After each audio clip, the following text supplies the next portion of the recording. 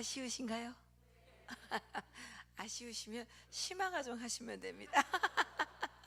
아, 저희들이 이제 2기까지 하고 여기가 이제 이렇게 됐는데, 여기 좀 이렇게 따로 모여 있으니까 좀 저희들이 외로운 것 같아요. 예, 그래서 한번 다 같이 우리 마치신 분들이랑 MT 같은 거 한번 같이 가면 어떨까? 예. 금강마을 펜션이 있어요. 예. 그래 가서 되게 좋더라고요. 그럼 가면 자지를 않아요, 이 사람들이. 새벽 3시까지 앉아요. 예, 그리고 이제 속에 있는 이것들을 막 다 털어내게 되면 그 다음 날에 바라보는 눈빛이 틀려지더라고요. 예, 목사님 한번 기획해 주시죠. 예, 이제 얼마 남지 않았는데 저는 이제 북한의 장마당을 통해서 북한이 어떻게 변화되고 있는지, 제가 살았을 때의 북한, 그리고 지금의 북한, 제가 어렸을 때 살았을 때 북한, 그리고 제가 탈북하기 전에 북한은 상당히 다 다른 나라입니다. 사실은 그 북한을 그렇게 변화시킨 가장 핵심적인 축이 뭐냐? 사실 그건 장마당입니다. 예, 최근에도 뭐 많은 사람들이 북한에 쌀을 줘야 되느냐 말아야 되느냐 이래 가지고 논쟁이 많지 않습니까? 예, 그냥 상식적으로 생각하면 쌀을 줘야 되겠죠. 그런가요? 상식적으로 생각하면 쌀을 줘야 되죠. 굶어 죽는다는데 인구의 45%가 영양실조라는데, 1100만이 영양실조라는데 쌀을 주는 게 마땅하다, 이게 맞지 않습니까? 예. 그런데 여기에 심각한 모순이 있다는 거죠. 예. 저희들이 살아보니까 북한 주민들은 배급과 자유를 바꿨었어요. 북한 주민들이 배급을 받지 못하는, 어떻게 보면 자기들이 안 받겠다 그런 게 아니라 배급을 거부한 게 아니라 배급을 빼앗겼죠. 어떻게 보면 배급을 안 줬어요. 배급을 거부당하면서 일말의 자유가 생기기 시작했습니다. 예. 그래서 저는 북한 주민들에게 무엇이 더 필요하냐? 밥이 더 필요하냐? 자유가 더 필요하냐? 뭐가 더 필요할까요? 그렇습니다. 자유가 더 필요합니다. 예. 대한민국이 정말 수천 년 동안 이렇게 여러 국가들이 존재해 오지 않았습니까? 그 국가들이 오늘처럼 이렇게 풍요로운 나라가 있었을까요? 예? 없었잖아요. 우리는 오직 개인의 자유권을 존중받고 우리들이 개인적인 자유의지를 가지고 열심히 노력해서 획득한 재산권을 인정받았을 때 우리는 비로소 배고프지 않은 보릿고개를 넘길 수 있었던 거 아닙니까? 그렇죠? 네, 그래서 저는 북한의 장마당에 대해서 상당히 저는 중요하게 생각합니다. 요즘 북한 주민들은 장마당과 노동당이 있는데 이 두 개를 선택하라 그러면 어디를 선택할 것 같아요? 예? 장마당 당원이 되는 걸 더 좋아합니다. 왜냐면요, 옛날에는 노동당 당원이 되는 게 당연히 더 좋았죠. 왜냐하면 국가가 모든 권력을 독점하고 있었고 그 권력의 한 기퉁이라도 차지를 해야 배급이라는, 특별 배급이라는 그거를 이제 소유할 수 있었기 때문에 당원이 되는 게 아주 중요했죠.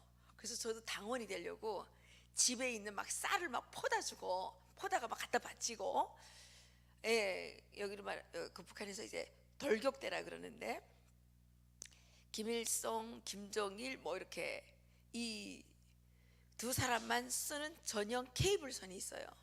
광 케이블이라고 하죠, 여기서. 예, 거기서 까벨선이라 그러는데, 까벨선을 넣는 그 공사 있죠. 그 까벨선을 이렇게 이제 그냥 하면 얼기 때문에 우리가 살았던 데는 아주 추운 데예요. 그래서 동결 심도가 2m 이상입니다. 그래서 그 동결 심도를 이렇게 피하기 위해서 2m 한 50 정도를 파는 거예요. 땅을 이렇게 깊이 파는 거예요. 파고 거기다 케이블선을 이렇게 묻는단 말이죠. 여기 이제 동원을 나가는 거예요. 동원을 그냥 거기서 이제 여기로 말하면 공무원 같은 거죠. 예산제 기관에서는 입당을 할 수가 없어요. 이제 뭐 돌격대를 나간다든지 군대를 나간다든지 뭐 그런 데 가서 혁혁한 좀 그거를 세워야지 할 수가 있는데, 그래서 저도 입당해 보려고 모지름을 썼는데 입당을 못했습니다. 예, 뭐 출신 성분도 안 좋고, 예, 북한에서는 아무리 노력해도 극복할 수 없는 한계선이 딱 한 개 있습니다. 여러분들은 내가 아무리 노력해도 극복하지 못하는 금지라 그래야 되나요? 한계, 이게 뭐가 있어요? 대한민국에서 여기는 뭐가 있나요? 모르나요? 없나요? 애매하신가요? 북한에는 딱 한 개 있습니다. 출신 성분이에요. 아니 이거는 어떻게 바뀔 수가 있어요? 예? 돈 버는 거는 노력하면 벌 수 있잖아요. 뭐 또 운이 좋아가지고 로또 딱 맞으면, 예, 그죠? 잘 맞지는 않지만 그래도 맞는 사람이 있잖아요, 그죠? 예, 돈 벌 수 있는 것 같아요. 물론 힘들죠. 예, 그렇다고 뭐 굶진 않잖아요, 그죠? 어쨌든 북한은 이 출신 성분이라는 거는 어떻게 바꿔요? 죽었다 깨어나도 안 되는 거 아니에요. 내가 태어났는데, 예, 출신 성분이라는 아주 정말 극복하기 어려운 그 한계가 있죠. 그래서 출신 성분에 의해서 또 모든 어떤 뭡니까, 이 계급이 결정되고, 그 계급에 의해서 나의 직업이 결정되고, 그 직업에 의해서 나의 물질적 생활이 결정이 되기 때문에 노동당에 입당하는 거 아주 중요합니다. 그런데 노동당에 입당했다 그래서 무조건 출세하느냐, 또 그것도 아니에요. 예, 저희 아버지 어머니도 옛날에 다 입당하셔가지고 노동당원이었지만, 예, 뭐 출신 성분이 나빠가지고 출세를 못했죠.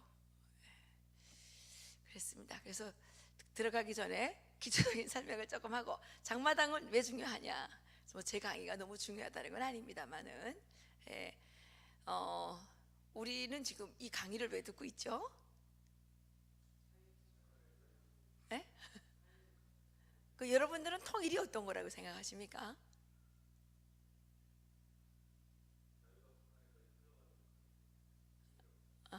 자유가 어떻게 흘러가게 할까요?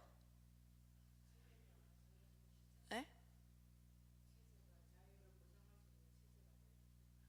예, 그렇죠. 그걸 어떻게 하면 될까요?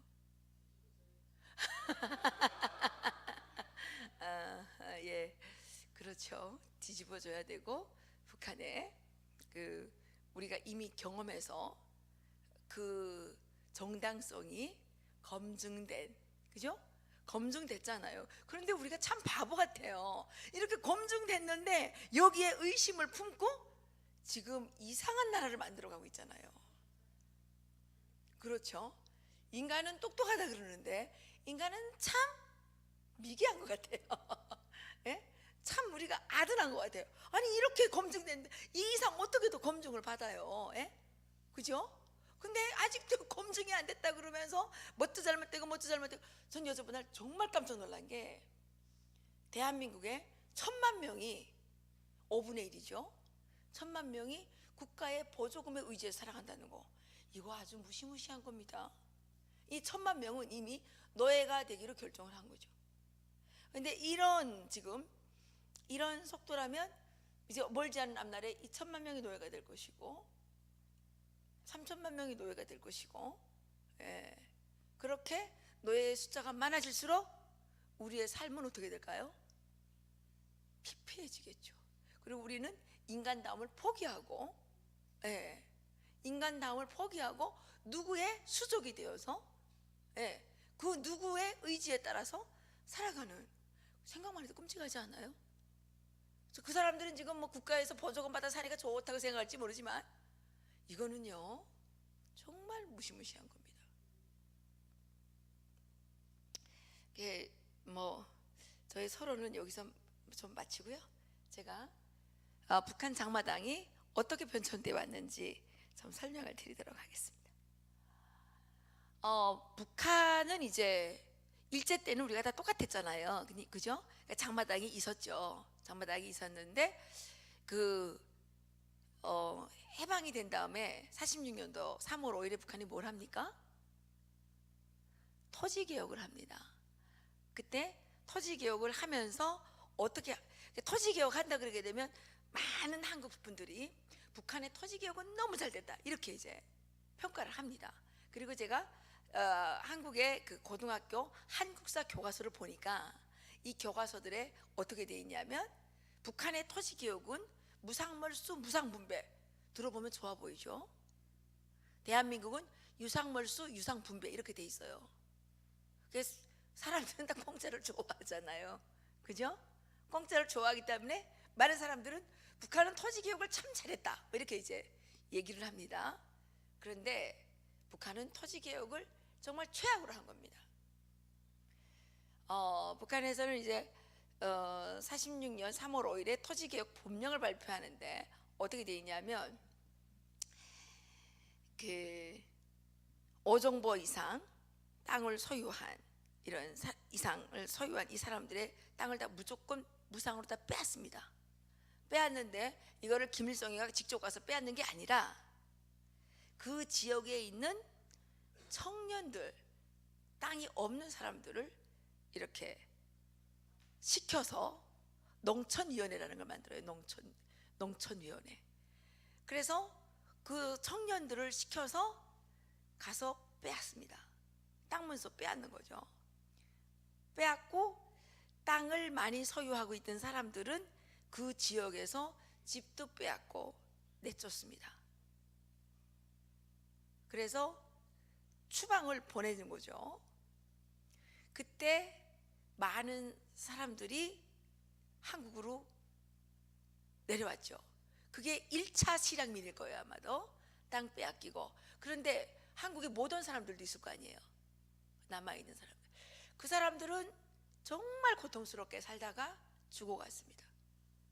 아주 그 산간오지. 제가 어떻게 잘 아냐면 저희는 74년 9월 2일 날 추방됐습니다. 평양에서 살다가. 근데 그때는 몰랐는데 나중에 알고 보니까 저희 그 할머니 할아버지도 평양에 많은 땅을 소유하고 계셨죠. 그런데 저희 할머니 할아버지가 6.25 땅 다 빼앗겼어요. 땅 다 빼앗기고 전쟁이 났는데 그 6.25 전쟁 때 다 몰락하셨어요. 그분이 출신 성분이 아주 나쁘죠. 나중에 설명을 좀 드리겠지만, 그래서 이제 우리가 이제 또 상간오지로 저녁 먹다가 쫓겨나게 됐는데 그 상간오지에 가니까 이제 해방 직후에 땅을 빼앗기고 추방된 사람들이 많이 몇 집이 살고 있었어요. 뭐 많지는 않고 워낙 거기가 이제 상간오지라 집이 몇 채 없었어요. 제가 가니까. 그리고 거기에 이제 뭐 일제 시대에 공부했던 인텔리들 이런 사람들이 이제 쫓겨와 있는 거죠. 그 뭐 동경제국대학 뭐 무슨 와시다 대학 뭐 이런 아주 그 인텔리들이 거기에 쫓겨와서 님산에서 벌목공 노동자로 님산 노동자로 일을 하고 있는 거예요. 그 이제 그렇게 다 1차로 수청을 다 했죠. 그렇게 하고 땅을 분배를 한다고 했는데 어떻게 분배를 했냐면 이제 식구수에 따라서 땅을 이제 나눠주는 겁니다. 나눠주는 조건이 뭐냐? 이거는 땅을 주는 게 아니라 빌려주는 거예요. 소유권은 국가가 갖고 있고 그다음에 소유권이라는 말도 안 하고 땅을 주는데 팔지 못하고 빌려주지도 못하고, 그러니까 전매, 매매, 그러니까 임대, 매매 이런 거 다 못하는 거예요.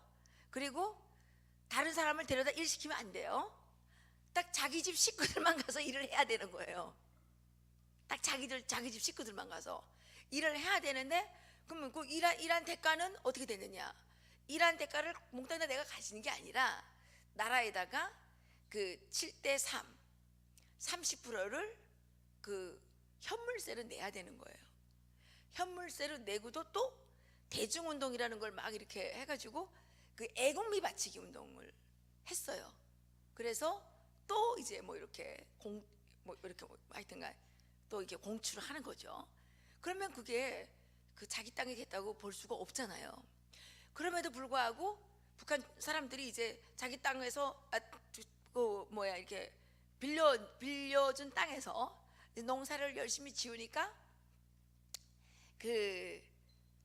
이 생산물이 생겼을 거 아니에요. 그래가지고 그 전쟁 일어나기 전에 상당수 사람들이 또 분홍까지의 그 분홍 수준의 생활 수준을 가지게 되는 거예요. 그래서 그때 46년도 3월 달에 토지개혁할 때는 이제 그 원칙이 어떻게 되어 있냐면, 거기서 이제 이 농민을 몇 가지로 나눠요. 땅이 하나도 없이 사는 이 머슴을 뭐라면 고농, 그다음에 아무것도 없는 정말 그런 뭐 요즘 말로 하면 서민 정도 되겠죠. 그건 빈농. 그다음에 그 자기 땅을 갖고 뭐 누구를 소작 주지 않고 자기가 그냥 이렇게 농사 짓는 사람을 자작농. 그다음에 그 땅이 너무 많지는 않지만 어쨌든 조금 그 뭐 사람들을 고용해서 이렇게 이제 농사를 짓는 정도에 되는 사람들은 중농. 그리고 이제 그 땅을 5정보 정도 소유한 사람은 분농, 이렇게 돼 있었어요. 그리고 분농보다 땅이 더 많은 사람은 대지주로 이제 돼 있는 거죠. 그래서 토지개혁의 원칙이 뭐냐면, 중농과 그러니까 고농과 빈농을 핵심으로 하고 중농과 동맹하여 분농과 지주를 청산하는 거예요. 그러니까 이게 머슴 살던 고농들, 빈농들 이런 사람들을 다 시켜가지고 김일성이가 자기는 손도 안 대고 코를 푸는 거죠. 네? 땅을 다 빼앗았어요. 그래가지고 그 전쟁을 이제 하지 않았습니까? 전쟁을 했는데 전쟁 기간 동안에 무슨 일이 일어났습니까? 많은 남성들이 전쟁터에 나가서 사망했겠죠. 그죠? 사망했다고 이제 하면서 김일성이가 전쟁이 언제 끝납니까? 53년 7월 27일에 끝나죠. 끝나고 나니까 이게 이제 그 아녀자들이 농사 짓는 게 힘들다. 그러니까 소교리반이라는 게 여기서 뭐 둘에 무슨 그런 거 있죠. 둘에 뭐 이런 거 하는 거 있죠. 그처럼 소교리반이라는 게 뭐냐면 동네에 소가 몇 마리 없으니까 이 소 한 마리를 중심으로 몇 집이 모아서 농사를 짓는 거예요. 이걸 소교리반이라 그래요. 뭐 품앗이반이란 뭐냐면, 내가 이 모내기를 해야 되는데 오늘 이 밭을 다 한꺼번에 이 논 한마지기는 모내기를 해야 되잖아요. 근데 나 혼자서 하면 이게 능률이 안 난단 말이에요.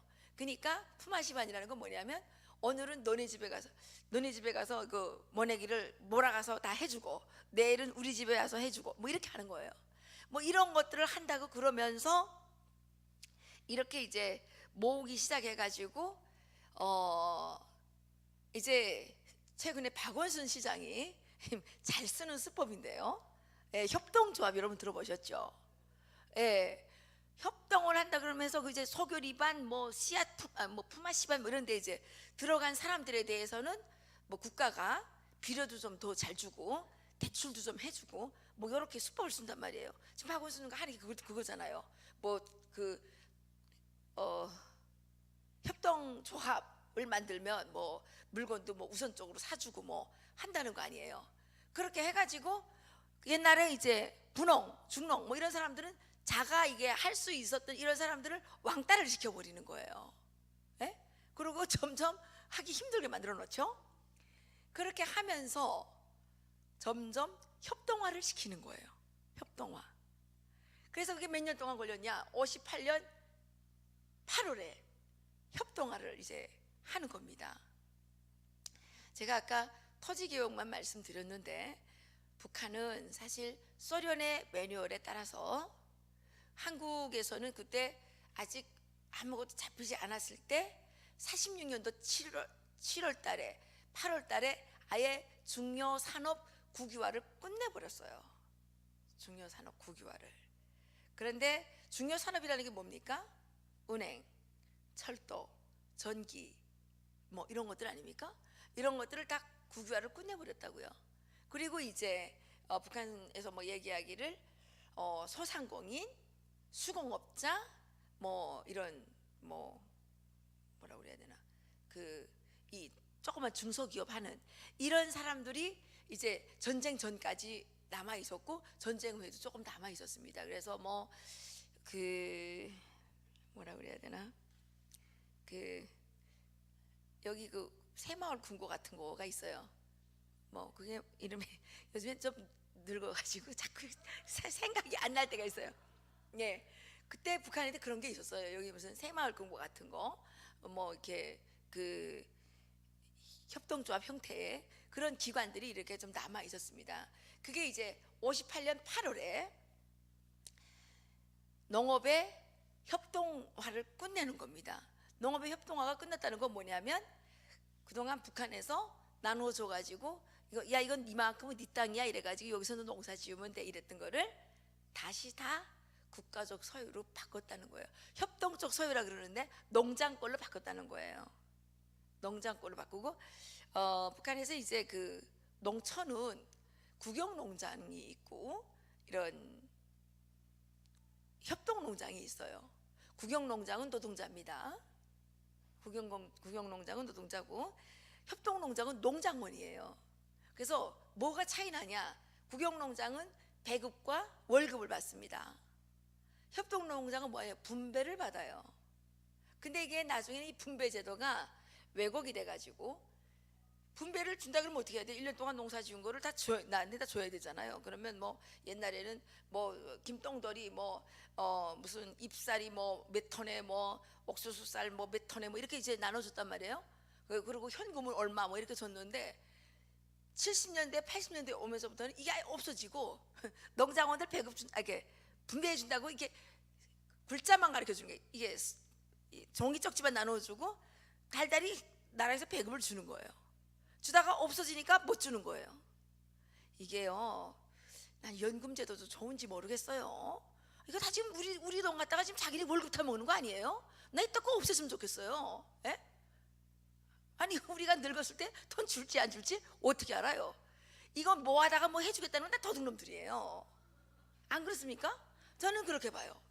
북한에서 맨날 뭐 이렇게 모아서 준다 그러고 협동농장에서 농사를 지었는데 다 자기네가 또 차지하고 이제 뭐 한꺼번에 다 주니까 너무 낭비가 심해서 우리가 이제 달달이 나눠주다. 달달이 나눠주긴 뭘 나눠줘요? 안 나눠주지. 다 이놈이 뜯어먹고 저놈이 뜯어먹고. 예? 자기 재산은 누가 제일 잘 지킵니까? 자기가 제일 잘 지키는 거 아니에요? 예?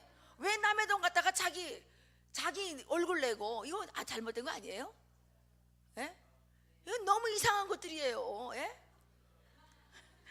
정말 죄송합니다. 나 이 연금 없앴으면 좋겠어요. 뭐 연금은 왜 해요? 예? 내가 내 뭐 알아서 살 때까지 살면 되지. 연금도 너무 비싸요 지금. 예? 그러면 뭐예요? 우리 돈 갖다가 자기는 지금 호화 사치를 누리는 거 아니에요? 우리는 지금 돈 없어가지고 찔쩔쩔 매는데 실제 일하는 사람은 너무 가난하고 일 안 하고 놀고 먹는 것들이 더 잘 사는 게 아닙니까 이게? 이거 바꿔야 돼요 이거. 예? 자본주의가 그런 거 하면 안 되는 거 아니에요? 예, 저는 좀 그렇습니다. 예, 보니까. 그래서 어쨌든 그 농장이 이제 그렇게 됐고 그 이 공업 그러니까 도시나 이런 공업지구죠. 그러니까 노동자들 이런 데도 이런 협동적인 형태를 띈 것들이 있었어요. 그게 이제 그 58년 8월을 기점으로 이게 싹 없어지는 거예요.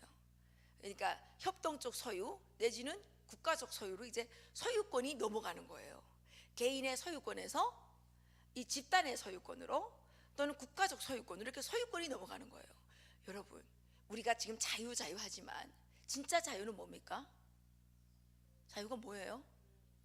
나에게 경제적 자주권이 없으면 자유는 없는 겁니다. 그렇지 않아요?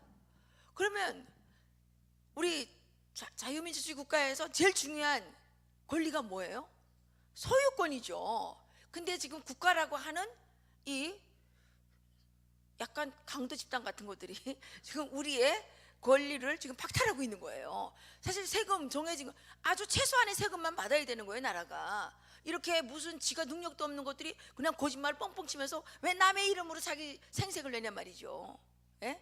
그 세금 긁어다가는 뭐 무슨 동성애 축제 있다고 왜 하냐 말이죠. 동성애 축제 하고 싶으면 동성애자들한테서만 세금 받아가지고 해야지. 안 그래요? 그 왜 우리 세금을 왜 뜯어다가 그 우린 꼴 보기 싫어 죽겠는데. 예? 그렇죠. 이 너무 나쁜 짓을 하는 인간들이 있단 말이죠. 법이라는 이 이상한 간판을 걸고 말입니다. 북한이 지금 그렇게 한 거예요. 개인 상업을 폐지시키는 겁니다. 그리고 국영 유통이나 협동 상업으로 이렇게 만들어 가지고 개인의 소유권, 개인의 권리들을 하나하나 잠식시켜 가지고 나중에 노예를 만들었단 말이죠. 제가 아까 소름이 끼친다고 했잖아요. 1,000만 명이 지금 국가에 의존해서 살고 있다? 이거 아주 무시무시한 겁니다. 우리가 바짝 정신을 차리지 않으면 큰일 나는 일입니다. 근데 많은 사람들이 이제 베네수엘라를 우리나라가 베네수엘라가 될 거라고 이제 걱정을 한다는데, 베네수엘라는 기름이 많아가지고 오일이 많잖아요. 그러니까 한 십몇 년 동안 그 오일 팔아서 줄 돈이 좀 넘쳐났는데, 우리나라는 하나님의 은혜로 자원이 없습니다. 저는 이게 하나님의 은혜라고 생각을 해요. 자원이 없으니까 다 놀고 먹으면 누가 돈 벌어주겠어요? 우리 다 같이 놀아야 되는 거예요. 이제 1,000만 명만 놀면 돼요? 5천만이 다 같이 놀아야지. 아니 누구는 놀고 누구는 일해요? 저는 5.18 유공자 있다고 없애야 된다고 생각해요. 아니 팔다리가 성성한데 나가 돈 벌어 먹어야지. 5.18 그런 거 유공자 그거 보상금 받아 먹으려고 민주화한 겁니까? 말이 안 되는 거잖아요. 북한이 그런 항일 빨치산 무슨 어쩌고 저쩌고 그 유가족들, 그러니까 빨치산 줄기, 지리산 줄기, 무슨 줄기 해가지고 이것들만 잘 먹고 잘 사니까 북한 백성들이 노예가 됐단 말이에요. 저는 이따고 주는 거 정말 저는 반대합니다. 어떤 사람들만 줘야 되냐? 전장에 나가서 싸우다가 팔다리가 잘렸어요. 이런 사람들은 어떻게 해요? 국가를 위해서 싸우다 했으니까 이 사람들은 도와줘야죠. 그런데 뭐예요 지금? 아니 무슨 5.18 때 태어나지도 않은 애들이 지금 유공자가 돼가지고 지금 일어나는데 이게 말이 됩니까 이거? 이건 밝혀야지. 근데 이거 밝히라고 말하면 무슨 망언을 했다느니 망발을 했다느니, 아니 말도 못해요. 그러면 잘못된 것만 보고 말은 할 수 있어야 될 거 아니에요. 아니 거기가 무슨 거기가 뭐 신격합니까? 5.18이 신이에요? 말도 못하게? 우리가 하나님한테도 뭐라고 말하잖아요. 하나님한테도 뭐라고 말하는 인간들이 있잖아요. 그런데 5.18은 내 보고 말도 못해요? 잘못된 건 잘못된 거 말을 해야지. 안 그래요? 아니 우리 세금을 안 뜯어가면 말을 안 하지. 지네들끼리 하는데 뭐라고 말을 하겠어요? 왜 남의 세금 뜯어가면서 그럼 왜 뜯어가는지는 말을 해야 될 거 아니에요. 이유가 있어야 뜯어갈 거 아니에요. 이게 대한민국이요 지금 너무 비상식적인 나라로 가고 있는 거예요. 이거는 무슨 상식은 고사하고 이거는 뭐라고 말을 할 수가 없어요. 이런 도둑대들이 어디 있어요? 도둑대들이죠. 김일성이는 도둑대입니다. 김일성이는 도둑대고 강도예요 이놈은. 그래가지고 이렇게 이제 보십시오. 이렇게 다 이제 했습니다. 그래 이제 그 농민시장, 장마당을 아예 없애버린 거예요. 없애버리니까 조금 이제 뭐 빗자루 같은 것도 이제 뭐 필요하고 뭐 좀 그런 거는 이제 그러면 시장에서 팔아라 해가지고 농민시장을 이제 열어줬어요. 그게 언제부터냐면 64년부터 이제 해가지고 그 도시에 이제 이런 뭐 구석에 같은 데 가게 되면 담배 물질이도 팔고 무슨 마당 빗자루, 여기는 그런 마당 빗자루가 없으니까 모르는데 북한은 이제 마당 빗자루를 어떻게 하냐면 산에 가게 되면 그 무슨 나무라 그래야 되나, 쌀이나무나 또 그다음에 이 경절나무 같은 거 있잖아요. 예? 이 가지가 많은 나무, 이런 것들을 이제 뚝뚝 잘라다가 이제 묶어요. 묶어가지고 이걸 가지고 빗자루를 이렇게 쓴단 말이에요. 이런 빗자루가 있는데 이런 것도 이제 그 장마당에서 팔고, 뭐 또 어떤 때는 뭐 이런 무슨 뭡니까, 뭐 방석 있죠. 이런 볏짚 같은 걸 이렇게 해서 만드는 뭐 방석이라든가 뭐 이게 하여튼간 무슨 그런 수공업품이죠. 그런 것들을 이렇게 좀 파는 게 있었어요. 그리고 뭐 가끔은 강아지도 내다 팔고, 예, 뿅아리도 내다 팔고, 이런 시장이 있었어요. 그런 시장이 이제 있었는데 사람들은 돈에 누구나 다 관심 있잖아요. 여기 자꾸 커지는 거예요. 그럼 커지면 없애버리라 그러는 거예요. 그리고 또 이제 없애졌다가 또 조금 생겨요. 인간의 본능은 어떤 총칼로서 막을 수 없는 거잖아요. 그렇게 하다가 이 경제가 지금 어려워졌잖아요. 예? 80년대부터 동구권이 무너지기 시작했죠. 그렇게 되니까 이렇게 생겼던 요 장마당이 요 농민시장이에요. 요 농민시장들이 이제 아주 뭐라 그래야 되나, 장사의 이 거점이 되는 거예요. 그래서 그 80년대에 평양의 송신시장이 제일 유명했어요. 그리고 해산시장이 제일 유명했고요.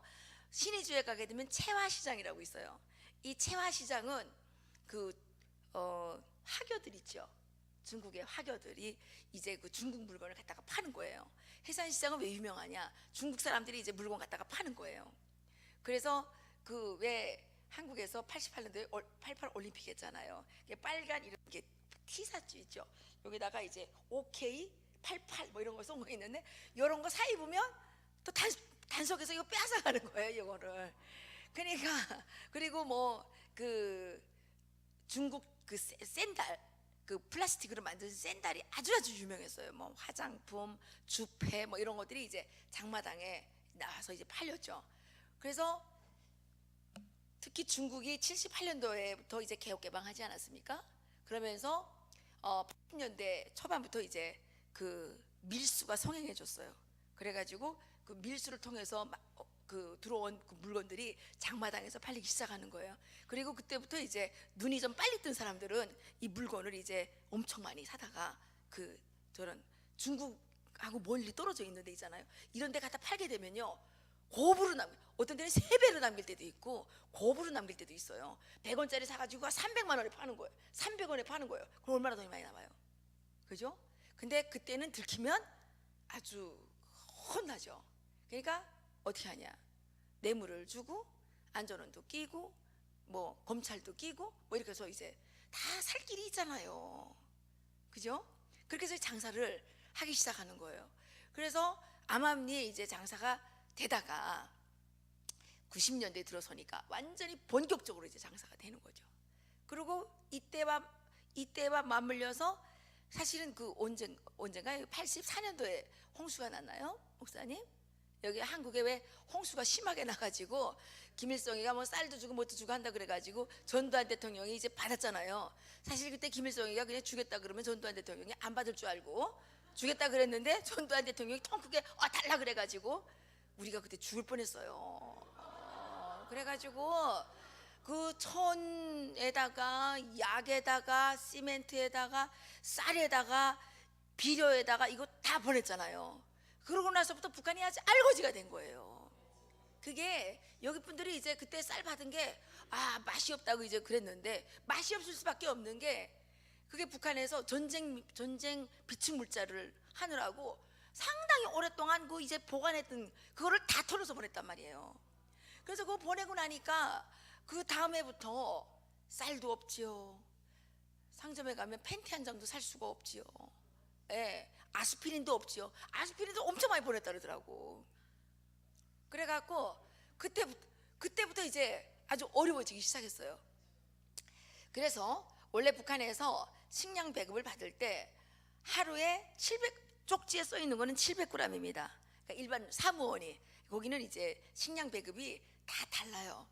그 태어나면 100g, 한 살 지나면 200g, 또 2살 지나면 300g, 3살 지나면 400g, 그다음에 쭉 400g 가다가 초등학교에 가면,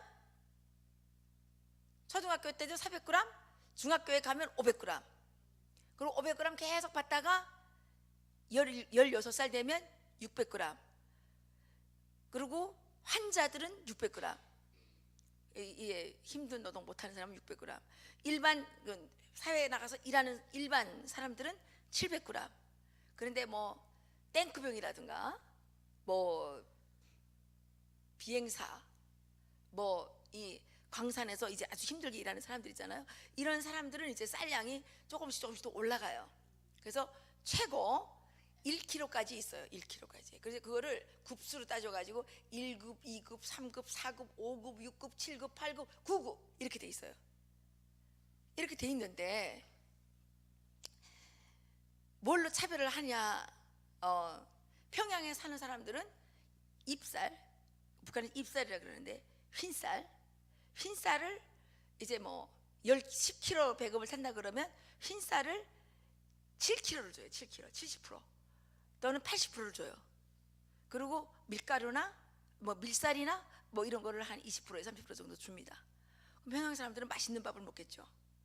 촌에 있는 사람들은 옥수수를 70%나 80%를 줘요. 심지어는 90%를 줄 때도 있어요. 흰쌀은 10%나 뭐 20% 요만큼 주는 거예요. 그러니까 이거 아버지만 드시는 거예요. 아버지도 부족하죠. 그러니까 아버지 밥에도 이제 옥수수가 조금 섞인 거를 주고 나머지 애들은 맨날 그 깔깔한 옥수수만 먹는 거예요. 그러면 평양에 살고 싶겠습니까?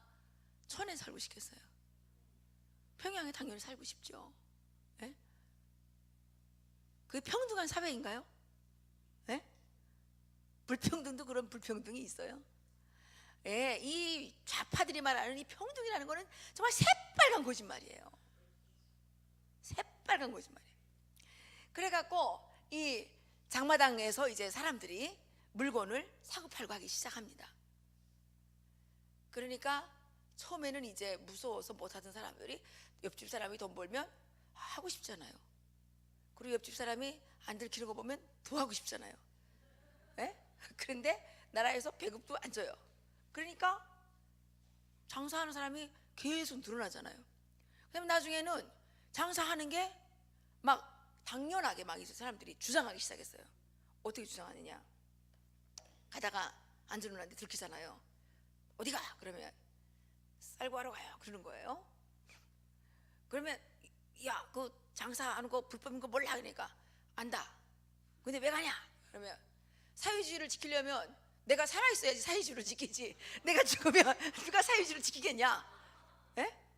이건 제가 여기 와서 지어낸 말이 아니고 북한 사람들이 사회주의를 지키기 위해서 자본주의를 해야 된다. 이게 90년대의 구호였습니다. 장사만이 살 길이다. 예? 나는 자본주의를 사회주의를 지키기 위해서 자본주의를 한다. 막 노골적으로 막 말하는 거예요. 그래서 북한 주민들이 배급이 끊기니까 조금씩 자유가 생기기 시작한 거예요. 옛날에 배급 줄 때는요 깜짝달싹 못해요. 예? 어디 가려면 시간 받아야 되고 시간만 받으면 되나요? 증명서 떼야 되는데 이 사망 전보 이런 거 없으면 증명서를 안 떼줘요. 그 사망 전보를 이제 하도 거짓말을 많이 떠. 그러니까 사람들이 증명서를 떼야 되니까 다 사망 전보를 또 할 거 아니에요. 그러니까 사망 됐는지를 이제 또 전화로 알아본단 말이에요. 예? 그러니까 사람들이 뭐라 그러냐면 사망했다 그러는 것보다는 사망 직전 굽내 요거를 제일 많이 해요. 죽었다고는 안 하고 사망 직전 굽내 빨리 오라 이거죠. 예, 이런 정보가 이제 막 성행을 했는데 이게 그 기차가 막 제대로 안 다니고 이렇게 되니까 정보가요 사람보다 늦게 가요. 그렇게 이제 막 된 거예요. 국가가 엉망으로 돌아가는 거죠. 그래가지고 이 그 배급제에서부터 배급을 주기는 주는데 배급을 안 주니까 우리 동네에서요, 그 당시에 그 92년도쯤에 배급을 하도 오랫동안 못하니까 이 나라에서 조사를 했어요. 매 집집마다 못한 배급이 얼마나 되냐 조사를 하니까 평균 한 1.8톤 정도를 못한 거예요. 1.8톤 집집마다. 우리도 그때 한 2.4톤? 2톤 400kg 정도를 배급을 못했어요. 그러니까 지금 이 많은 사람을 어떻게 다 주겠어요. 이때까지 못 줬는데. 그러니까 배급표 다 가져오라 그래가지고 갖다 불태워버렸어요, 이자들이. 국가라는 거는 그런 겁니다. 그래서 그때 300만 명이 굶어 죽었죠. 그 초기 거기에 적응하지 못한 사람들 진짜 비참했어요. 막 길바닥에 시체가 막 널브러져 있어요. 그런데 여러분, 어쩌다 한 명이 죽었잖아요. 그러면 끔찍하고 막 어떻게 막 사람들이 막 동정심이 일어나죠. 자꾸 봐봐요. 아이고 또 죽었네 그래요. 그 다음부터는 불안감이 몰려옵니다. 아, 나도 언젠가는 저렇게 죽을지도 모르겠다. 그러면 사람들이 다 앵그리 해줘가지고 있는데 앉아요. 그리고 우리는 역전 앞에 영전 앞에 그 집에 살았는데, 아니 빌어먹으러 오는 사람이 너무 많은 거예요. 다 줄 수가 없어요. 그러니까 막 문을 꽁꽁 걸어놓고 있는 거죠. 막 누가 들어올까봐. 그리고 어떤 때는 막 앉아서 돌아앉아서 이렇게 밥하고 있는데 군인 애들이 와가지고 끓는 밥가마를 훔쳐가는 경우도 있어요. 세상이라는 그렇게 되는 거예요. 이런 얘기 들어보셨어요? 많이 들어봤었어요? 그래가지고 이제 그렇게 되면서 사람들은 필사적으로 장마당에 매달릴 수밖에 없는 상황이 된 거죠. 그러면서 사람들이 자유를 뭐 자유라고 하기도 좀 저기하지만 어쨌든 그렇게 된 거예요. 그래서 우리나라에 3만 5천 명의 탈북자가 생긴 겁니다. 배급제가 딱 짜여 있으면 어떻게 탈북을 해요? 그죠? 그래서 저는 대북 지원을 절대 반대합니다. 절대 반대합니다.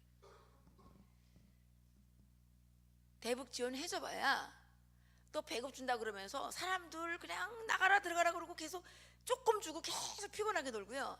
모니터링 그때 필요 없어요. 왜냐면 이게 우리 그 다 겪은 거거든요. 이제 그때는 국경 없는 의사회라는 게 있어요. 국경 없는 의사회. 이런 데서 와서 이제 갖고 와서 뭐 쌀 줄 때 다 줄 세워요. 줄 서죠. 거기서 막 먼저 타겠다 그러면 보위원들이 다 옆에 있어가지고 다 지켜가지고 불려가서 혼나요. 그러니까 거기서 이제 다 줄 서가지고 쌀을 다 타갖고 오죠. 그럼 그 모니터링 요원들이 와서 봤더니 아 이거 잘라놓아 주는구나 이렇게 될 거 아닙니까? 그날 저녁에 뭐 하는지 아세요? 인민반 회의를 해요. 그러면서 이렇게 나라가 어려울 때 수령님의 장군님의 운동으로 이거 배급을 탔으니까 애국민 내라 이거예요. 군량민 내라 이거예요. 근데 그럼 자발적으로 내라 그러는데 자발적으로 내는 게 아니라 맨날 와서 이 집에서 얼마 낼 거요? 직장에 나가면 너 얼마 낼 거야? 학교에 가면 또 너 얼마 낼 거야? 사방에서 내라 그래요. 그러면 한 10kg 받아왔으면 8kg는 빼앗기고 2kg 정도만 자기가 먹는 거예요. 그따위 일을 해야 되겠냐는 거죠. 모니터링 필요 없어요. 선자리에서 유엔이 가서 그 자리에서 서서 밥 뿌려가지고 다 먹을 때까지 보지 않는 한에는 그따가 하나도 필요 없어요. 다 간부들만 다 가져가는 거예요. 그리고 그걸 해서 팔아서 돈으로 만들어가지고 김정일이 김정은의 개인 금고로 들어가는 거죠. 돈이 없어서 죽었습니까? 아닙니다. 300만 명이 굶어 죽을 때 김정일이가 뭘 했습니까? 8억 9천만 달러를 들여서 김일성 시체 궁전을 만들었잖아요. 태양궁전이라고. 그 당시에 1억 달러면 옥수수 100만 톤 사는 겁니다. 그러면 얼마 살 수 있어요? 약 900만 톤을 살 수 있는 거 아니에요. 900만 톤이면 사람들이 굶어 죽지 않아요. 북한 사람들이 2,500만이라 그러는데 하루에 하루에 10,000톤씩 필요하대요. 그럼 1년이면 얼마 필요해요?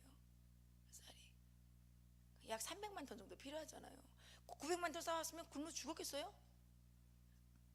뭐 우리처럼 튼튼한 사람은 아니겠지만 최소한 굶어 죽지는 않았을 거 아니에요. 그런데 굶겨 죽인 거죠. 그런데 그런 인간을 상식 있는 지도자, 식견 있는 지도자 하면서 쌀 포다 주고 돈 포다 주고 한 대한민국의 지도자들이 있습니다. 이 사람들에 대해서 아마 훗날 북한 주민들이 아마 용서하지 않을 거예요.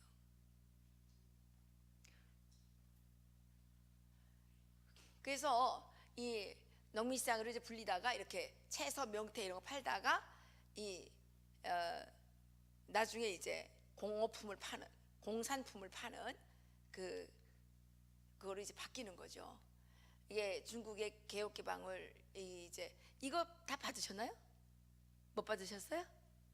못 받으셨어요? 아, 이거 있잖아요. 그 오늘 여기 깔았으니까 프린트해서 보셔도 되고요. 필요하시면 보시고 안 필요하시면 안 보셔도 되고. 제가 여기에 이제 상관없이 그냥 설명을, 시간이 좀 제한돼 있으니까 그렇게 하도록 할게요. 그리고 이제 아까 말씀드린 것처럼 중국이 개혁개방하면서 그 장마당이 더 활성화되기 시작했어요. 그리고 장마당이 처음에 생길 때 이게 권력자들이 부를 많이 가져갈 수밖에 없는 게, 북한에서 권력이 없으면 상품을 마음대로 살 수가 없잖아요. 여기는 영업직이 아주 좀 별로 안 좋은, 사람들이 선호하지 않는 그 직종이잖아요.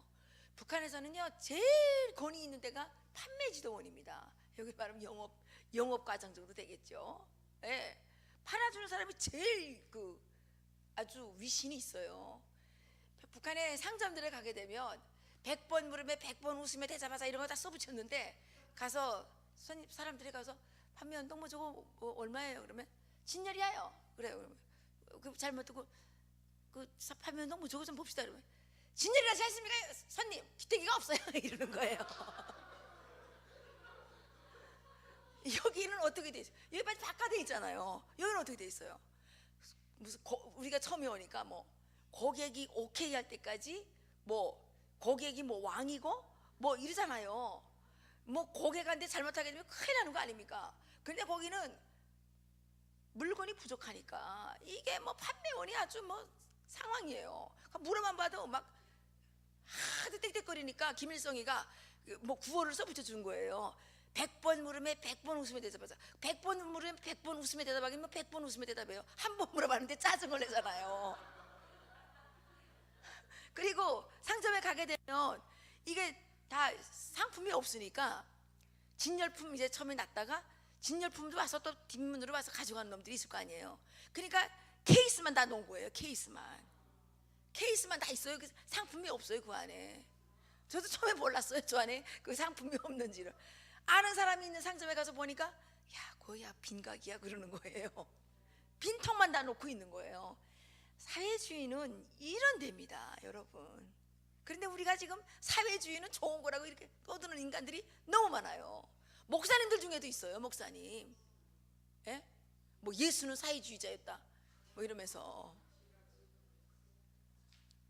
다 이 부천 제자 공동체 교회만큼만 수준이 높으면 얼마나 좋겠습니까? 정말 어이가 너무 없지 않아요? 그래가지고 이제 물건을 사는 게 전쟁이죠. 여기는 파는 게 전쟁이잖아요. 거기는 사는 게 전쟁이에요. 그러니까 물건을 팔아주는 위치에 있으면요 뭐 뇌물이 뭐 옥수로 들어와요. 저는 팔아주는 위치는 아니었는데 저는 북한에서 맥주 공장 품질 감독원을 했어요. 그 맥주 남자들이 너무 좋아하잖아요. 그러니까 막 지나갈 때는 남자들이 그냥 내 눈을 맞추려고 그냥 엄청 애를 써요. 아니 제가 이뻐서가 아니고 나하고 눈을 맞춰야 맥주 사달라 그럴 거 아니에요. 그러니까 나는 막 남자들 사람들 눈 안 맞추려고 이제 땅바닥만 쳐다보고 다니면 저가 나는 택이 높아가지고 건방져가지고 사람을 쳐도 안 본다 막 이런 욕을 또 막 하는 거예요. 그런데 그 맥주를 나는 공짜로 주는 게 아니고 맥주를 팔아줘요.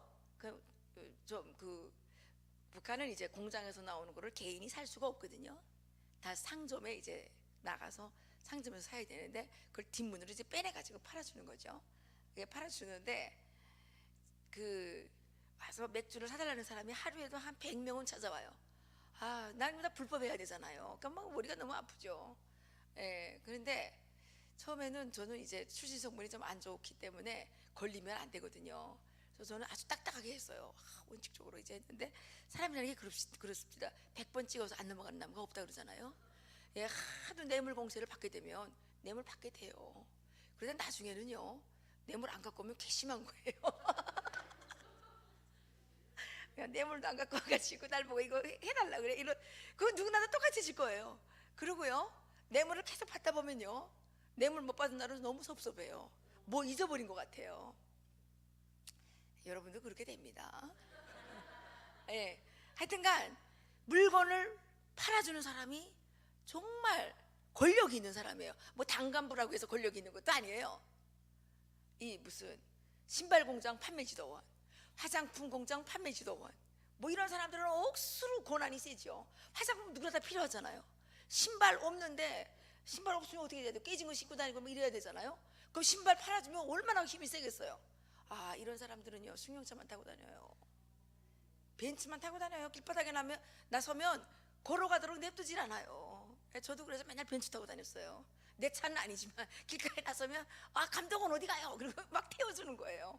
그러니까 막 타고 다니는 거죠. 근데 그게 다 뭐예요? 빚이죠. 그 차 번호도 타게 되면 나중에 야, 맥주 사달라고 하면 맥주 사줘야 되는 거 아니에요? 예? 다 그렇게 다 엮이는 거 아닙니까? 그럴 정도로 이제 그렇게 되는데, 그러니까 공장에서 물건을 빼내는 게 파워라고 그랬잖아요.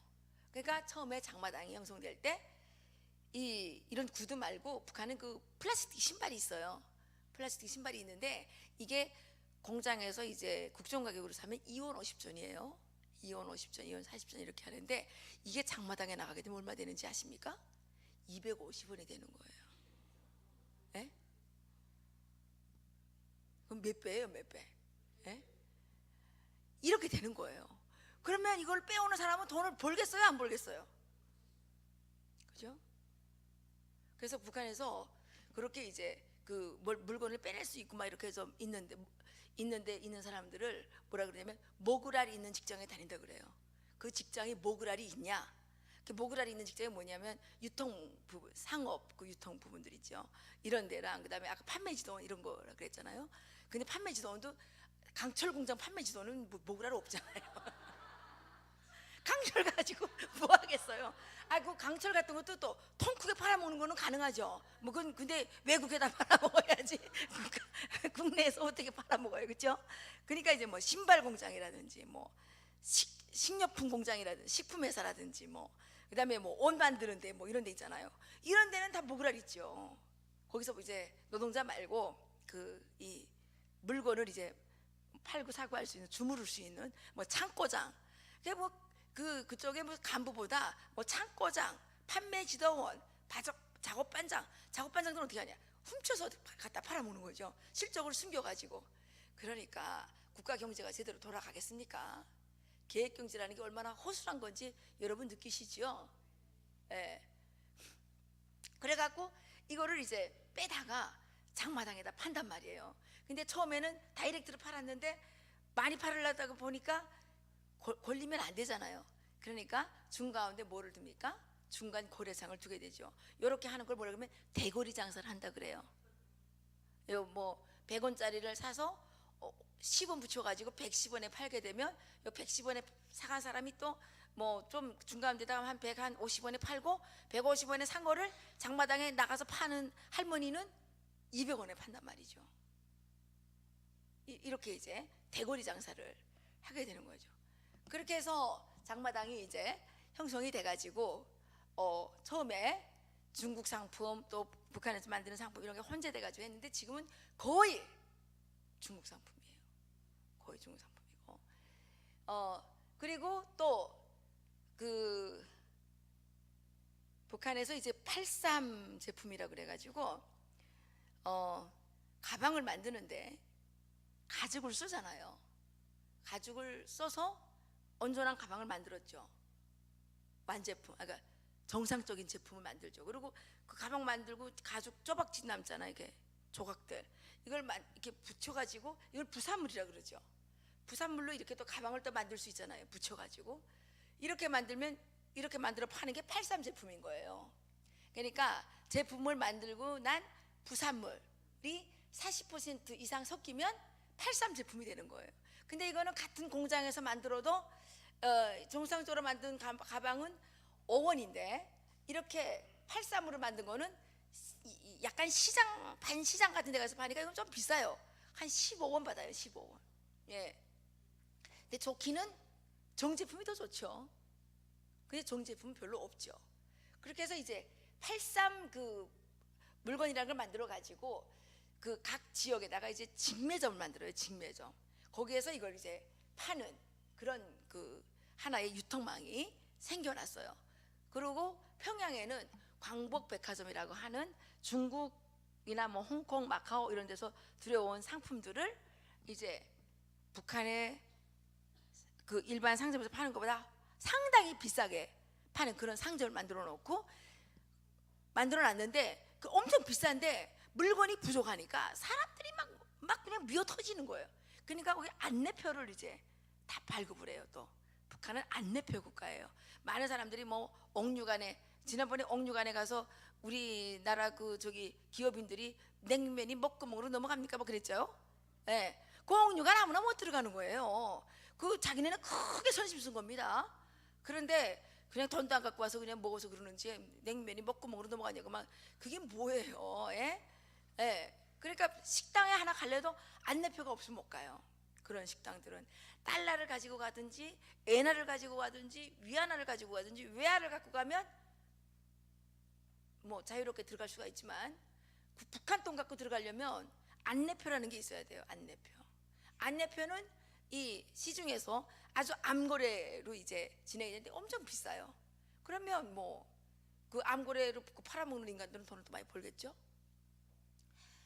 그렇게 이 그 시장이 상당히 혼재되어 있는 상황 속에서 어쨌든 북한 주민들이 스스로 장사를 하는 건 어떻게 하느냐, 국가에서 가르쳐 준 것도 아니고 그렇게 하다가 들키면 물건 다 빼앗기고 아주 그 한지에 나앉거나 돈을 빌렸는데 못 갚게 되면 도끼 살인이 나거나 이런 일들이 일어나는 겁니다. 우리나라는 누구한테 사기당하게 되면 어디에 경찰서에 가서 고소하죠. 그 법원에다 고소하잖아요. 근데 북한은 개인이 그런 거 못하게 돼 있는데 가서 그 주거니 받거니 했단 말이에요. 이 자체가 불법이에요. 그러니까 법에다가 가서 말할 수가 없잖아요. 그럼 어떻게 돼요?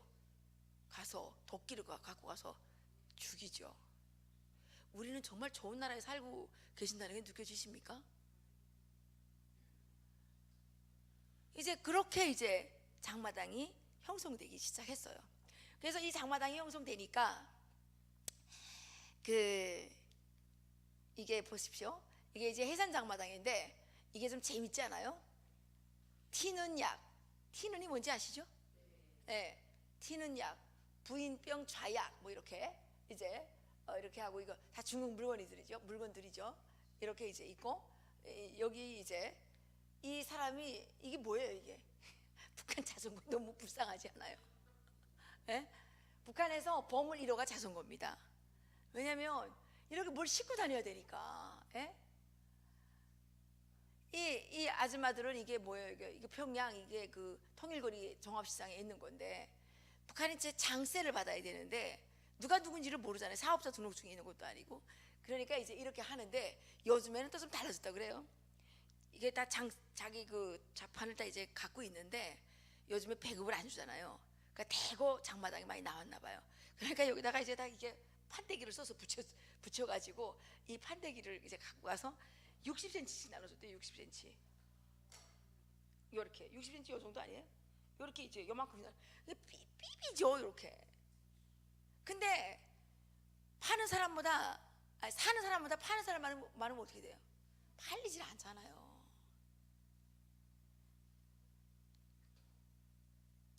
그래서 북한의 이런 장마당이 북한 주민들을 이제 많이 바꾸게 하는데 장마당이 이제 어떻게 바뀌냐, 어떻게 이제 발전하냐면 처음에는 합법적인 상태로 좀 시작을 해서 여기 이제 반합법적인 상태를 갔다가 그 다음에 불법적인 상태로 넘어가는 거예요. 예. 그래서 여기 나왔죠. 불법적 영역에서 출발했지만 또 관행화되면서 반합법적인 지위를 차지하고 이것이 합법화되는 경우도 있고 또 뭡니까? 이 텃밭. 북한의 이제 그 농촌들 같은 데는 한 40평, 30평에서 한 50평 정도 이렇게 땅을 그 앞에 이게 떼기밭이라고 그래가지고 나눠줘요. 그럼 거기에서 이제 무슨 시금치도 심고 가지도 심고 오이도 심고 해서 이걸 장마당에다 파는데 요것만 허락되어 있는데 사람들이 그것만 합니까? 다 산속에 가서 너무 땅을 열심히 뚜져가지고 그 많이 심죠. 그래가지고 파는데 요즘에 아주 신기한 현상이 나타나고 있는 게 뭐냐면 사람들이 아예 세상을 둥지고 산속으로 들어가서 산속에 가서 농사를 지으며 사는데 막 그 뭐 보이브나 뭐 이런 데 올라오잖아요. 그럼 막 돌을 막 던지면서 오지 말라고 막 이렇게 강력하게 막 저항을 한대요. 그래서 산속에서 사는 사람들이 상당히 많이 늘어나고 있다고 하네요. 위험해요.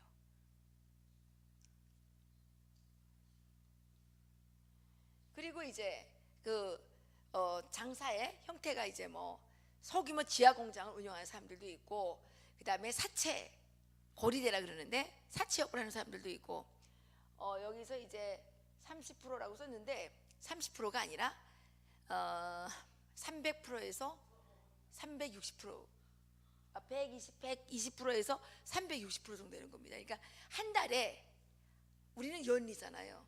한 달에 10,000원 쓰는데 이자를 1,000원에서 3,000원을 내야 되는 거죠. 근데 그만큼 안 벌리잖아요, 돈이. 그리고 이제 그 변경 무역도 있고 대거리 무역, 밀수 뭐 이런 것들이 이제 있습니다. 암거래는 이제 뭐 마약 장사라든가 뭐 별거 다 팔죠. 하여튼 팔 수 있는 거 다 팔아요. 그런데 북한에 있을 때 우리 집에 팔아달라고 가져왔던 물건들 중에 뭐가 있냐면 권총 탄알 있죠. 그걸 한 박스 갖고 와가지고 350발인데 이거 팔아달래요. 야, 못 팔아. 그리고 이제 그리고 달러 있죠. 가짜 달러. 가짜 달러를 이게 100개씩 묶으면 10,000달러죠. 그죠? 10,000달러짜리 60개 들어있었어요. 박스에. 그거를 이제 또 팔아달라는 거예요. 야, 안 돼, 안 돼. 그러니까 별의별 걸 딱 파는 거예요. 암거래. 그러니까 뭐 마약도 되고 뭐 꼴통품도 되고 금 같은 거 이런 것들을 이제 암거래를 이제 하는 거죠. 그리고 이건 이제 그 공장 기업소에서 좀 관리직에 있는 사람들이 해먹는 방법이에요. 그러니까 이게 위장을 해서 판매하거나 또 그 공장에 뭐 자재가 들어온 거를 뒷문으로 빼내는 거죠. 그리고 가격을 부풀린다는 거는 이게 뭐 10원인데 이거를 20원이라고 이렇게 해가지고 이제 팔아서 나머지 원래 10원이잖아요. 나머지를 이제 가지는 거죠. 그런 장사들은 주로 힘 있는 사람들이 하는 거죠. 그래서 이거 조선일보에서 조사한 건데 노동당원 10명 중에 7명이 장사 경험이 있다. 사실은 9명, 10명이 다 장사 경험이 있을 거예요. 그리고 그 주민 소득의 72%를 시장에서 챙겨간다. 이런 이제 그 조사가 나온 적이 있고요.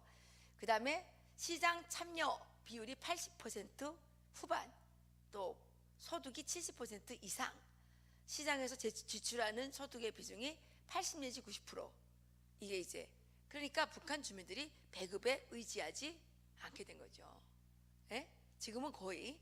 그렇기 때문에 대북 제재를 지금 하니까 뭐라 그래요, 김정은이가? 야, 누가 쌀 달래? 돈 달래지 그러지 않아요 지금? 예? 그리고 쌀값은 지금 내려간다고 그러잖아요. 대북 제재가 북한 주민의 삶에는 별로 영향이 없다는 얘기죠. 예. 그러니까 어떻게 해야 되겠습니까? 대북 제재 더 해야죠. 대북 제재를 하게 되면 누가 골탕 먹어요? 지금 평양 제사 공장이 제사 공장이 뭔지 아시나요? 제사 공장이라는 게 실 만드는 공장이에요. 예? 천을 자르면 실이 있어야 되잖아요. 그죠? 그러니까 그 뭐 목화 같은 거 갖다가 이제 면실을 뽑아가지고 천을 짜게, 그거를 실을 방직 공장에 보내면 거기서 천을 짜잖아요. 그게 제사 공장에 직원이 한 10,000명 정도 되는데, 이 사람들이 지금 수출길이 막히니까 대북 제재 때문에 할 일거리가 없잖아요. 그러니까 이 사람들이 지금 다 장마당에 나온다는 거예요. 그리고 무산강산에서 철광석을 캐내서 팔았는데 수출길이 막히니까 철광석을 캘 필요가 없잖아요. 그러니까 이 사람들이 또 지금 다 장마당에 나왔다는 거예요. 그러니까 김정은의 돈주머니를 채워주든 그게 지금 마비가 들어가는 거지. 주민들은 어차피 배급을 안 준 지가 오래돼가지고 북한 주민들은 야 그냥 우리 쌀 달라면 안 할 테니까 우리를 제발 좀 가만 냅둬. 우리는 정말 필요 없어. 야 우리 그냥 우리끼리 그냥 알아서 살 테니까 니는 니대로 살아, 이거예요. 우리도 조금 그렇지 않아요? 아 우리 문재인이가 우리 행복하게 안 해줘도 되는데 세금 좀 걷어가지 말고, 에? 뭐 이상한 짓거리 만들, 뭐 최저임금을 많이 주라 이따 소리 하지 말고. 아니 우리가 때려서 일 시킵니까? 에? 아니 자기가 일하기 싫으면 안 하는 거 아니에요. 근데 지가 뭔데 날 보고 얼마를 줘라 말아라 할 필요가 뭐가 있냐 말이에요. 예? 이건 김지성보다 더해요 이거. 북한에서는 이 직장이 있잖아요. 나라에서 다 정해주잖아요. 나라에서 정해주는 직장에 가기 싫어서 안 가죠. 그럼 무직권달자가 되잖아요. 그럼 징역 가야 돼요. 예, 강제성이 있단 말이에요. 그러니까 거기서는 뭐 월급 얼마 주라 이렇게 정할 수 있지만, 아니 여기서는 그거 아니 내가 뭐 누구 때리지도 않고 자기가 와서 일하겠다 그래서 시켰는데 너가 얼마 주라 이렇게 할 필요가 뭐가 있냐 말이에요.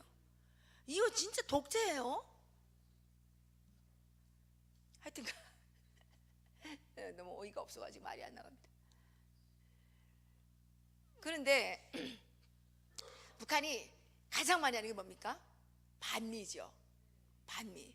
그런데 북한 사람들이 가장 좋아하는 돈이 뭐냐? 달러예요. 달러. 그 오늘 우리가 방송을 하고 왔는데 지금 이 북한에서 중국하고 그 하던 일들이 지금 말레이시아, 싱가포르, 베트남 뭐 이런 사람들이 가서 많이 한대요. 근데 돈을 주잖아요. 돈을 받는데 옛날에는 중국 위안화를 많이 받았는데 아 중국 위안화 싫고 달러가 다 달라 그런다는 거예요. 그런데 북한 인건비 엄청 올랐더라고요. 그 옛날에는 중국 돈 1,000위안 정도 주면 됐는데 이번에는 2,000위안 달라 그런다는 거예요. 2,000위안 달라 그러고 우리나라에서 이제 개성공단에 가서 70달러씩 줬다고 그러죠. 300달러 이상 안 주면 이제 일을 못 시킬 거라는 거죠. 그러니까 우리나라 그 저기 기업인들이 개성공단에 가서 돈 못 벌어요. 예? 제가 아는 분이 우리 그 지금 약값박스 만들어 주신 분이 계세요. 이분이 옛날에 개성공단에 가서 일을 하셨단 말이에요. 조금 벌었는데 다 까먹고 오히려 더 많이 까먹고 나오셨어요. 그래서 내가 정말 잘하셨다고, 거기 있으면 돈을 계속 까먹는다고. 여러분 상식적으로 생각해 보세요. 깡패하고 장사해가지고 되겠어요 장사가? 예? 동네 깡패하고 내가 정상적인 사람이 장사를 하면 장사가 되겠습니까 안 되겠습니까? 안 되죠. 무슨 깡패하고 무슨 장사를 해요. 거기 가서 돈 벌어먹을 생각을 해요. 사실요 70년대 80년대 저청년들이 엄청 많이 들어갔거든요. 다 쫄딱 망했어요. 그 다음에 미국에 있는 그 미주 지역에 있는 기업인들이 들어갔거든요. 다 망했어요. 중국 사람들도 망했어요. 제일 그래도 오랫동안 안 망한 게 개성공단이에요. 왜 안 망했어요? 우리 혈세 때문에 안 망한 거예요. 이 나쁜 대통령들이 우리 국민의 혈세를 왜 거기다 꼬라박냐 말이죠. 박근혜 대통령이 개성공단 폐쇄했을 때 그 통일부 장관이 그 달러가 다 김정은 주머니로 들어간다 이랬죠. 그러니까 민주당에서 막 들고 일어났죠. 민주당은 왜 그래요? 아니 난 민주당을 욕하고 싶은 생각이 있는 게 아니라 아니 이 사람들이 그럴 필요가 없잖아요. 막 들고 일어났어요. 그런데 우리가 알아보니까 달러가 다 김정은 주머니 들어가는 건 맞아요. 우리가 주는 달러는 다 김정은 주머니로 들어가고 개성공단에 일하는 사람들이 받는 돈은 북한 종이돈을 받는단 말이에요. 북한 주민들하고 똑같이 5천 원 내지 뭐 4천 원에서 5천 원 정도 이거 받는단 말이에요. 그럼 개성공단에서 일하는 게 무슨 혜택이 있느냐? 그 공장에서 만드는 물건들 훔쳐다가 장마당 내다 파는 거죠. 거기서 이익을 좀 얻는 거죠. 그리고 또 뭐예요? 그러니까 뭐 한 사람이 팬티 만드는 회사에 다니면 팬티를 10장씩 입고 나온대요. 그래갖고 장마당에 나가다 팬티 한 장씩 팬티 10장 팔게 되면 돈 되잖아요. 그리고 우리나라의 그 기업인들이 갖다 주는 초코파이가 너무 맛있는데 먹고 싶은데 참고 초코파이 개를 드는 거예요. 개를. 그래서 초코파이가 한 박스에 몇 개 들어가 있어요? 12개인가? 뭐 이렇게 들어가 있죠. 그러면 12날을 안 먹는 거예요. 12날을 12번이 돌아올 때까지 참는 거예요. 왜냐하면 하나씩 하게 되면 못 팔잖아요. 그러니까 이거 자기 이제 가져가려고 12날 동안 이제 참았다가 그 한 박스 요거 가지게 되면 갖고 나가 장마당에 나가서 파는 거죠. 요걸로 이제 이익을 본단 말이에요. 근데 제가 이제 그런 사람들 참 많이 만났는데 이분들이 하는 얘기가 자기들 때문에 개성공단 사람들이 살았다 이거예요. 그래서 아니 그럼 그 사람들 몇 명 되지도 않는데 그 사람들 살리려고 북한에 2,500만 다른 사람들 굶주리는 건 어떻게 생각하냐? 그렇지 않아요? 개성공단 사람들만 살면 안 되는 거 아니에요? 예? 자기들의 이익을 위해서 그렇게 막 면피를 하면서 이러면 안 된단 말이에요. 예? 북한은 깡패이기 때문에 장사하면 절대적으로 망합니다. 여러분 깡패하고 장사해요? 안 하잖아요. 깡패하고는 마주 서고 싶지도 않잖아요. 안 그래요? 그런데 김정은 깡패하고, 김정은은 왜 깡패입니까? 깡패죠. 고모부도 죽이고 자기 형도 죽이고 하는데 그 깡패 아니면 정상적인 사람이 그럴 수가 있어요? 그리고 지금 하는 게 그 깡패지 뭐예요? 이 공산주의는 근본적으로 남의 것을 빼앗아서 하겠다고 하기 때문에 깡패고 도둑놈들이에요. 예? 우리는 공산주의자들에 대해서 쟤네들은 도둑놈들이고 깡패들이다, 날강도들이다 이렇게 말해야 돼요. 사람들에게 항상 그렇게 말해야 돼요. 그래서 모든 사람들이 공산주의는 날강도들, 공산주의는 깡패들, 공산주의는 도둑놈들 이렇게 알고 있어야 돼요. 그리고 기독교인들에게 있어서 공산주의는 뭡니까? 하나님의 자유를 도둑질하는 것들이 공산주의 아닙니까? 인간이 신이 되겠다고 그러고, 아니 지가 뭔데 나눠줘요? 나눠주기는 하나님도 안 나눠줬잖아요. 예? 그죠? 하나님도 우리 보고 나눠주라고 그랬지 내가 나눠주겠다 그러지 않잖아요. 근데 지가 뭔데 우리 보고 나눠주라는 거는 내가 나눠주고 싶을 때 나눠주라는 거 아닙니까?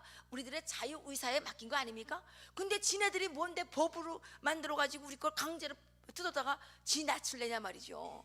또 자기 낯이나 잘 내도 괜찮아요? 아니잖아요. 김일성 얼마 호화사치 생활했습니까? 죽기 전에 몇 년 전에 김일성이가 동굴아파를 갔다 왔는데 그런 얘기를 하더라고요. 우리 동네에 그 김일성네 집에 이제 뭐 가서 개인 교사를 그 가족 중에 하는 사람이 있었는데 김일성이가 그때 거의 80이 가까이 오는데 어린아이가 뭐 9살짜리 아이가 있대요. 얼마나 많은 씨를 뿌려놨으면 그때 9살짜리 아이가 있습니까? 밝혀지지 않는 애들이 씨가 수두룩하단 말이에요. 자기는 그딴 짓을 해도 되고 다른 사람은 이혼하면 직장에서 떼쫓고 이게 말이 됩니까?